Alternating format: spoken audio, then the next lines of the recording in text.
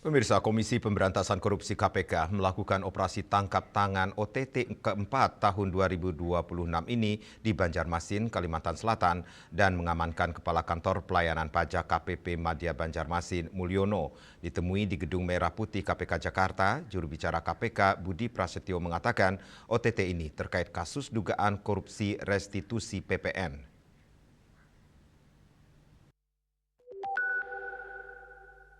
Komisi Pemberantasan Korupsi (KPK) melakukan operasi tangkap tangan OTT keempat tahun 2026 di Banjarmasin, Kalimantan Selatan.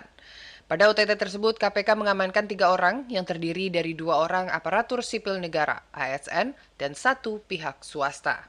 Di mana salah satunya ialah Kepala Kantor Pelayanan Pajak KPP Madya Banjarmasin Mulyono.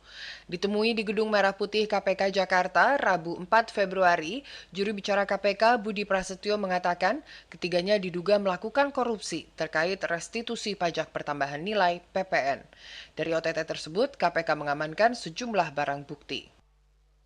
Tim mengamankan uang tunai sejumlah sekitar 1 miliar lebih. Terkait restitusi.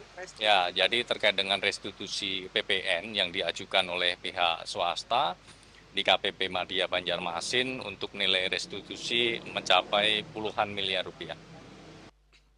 Budi mengatakan kasus ini terungkap setelah adanya laporan dari masyarakat. KPK memiliki waktu 1 kali 24 jam untuk menentukan status dari para pihak yang ditangkap dalam OTT tersebut. Dari Jakarta, Sanya Dinda, Anggah, Kantor Berita Antara, mewartakan.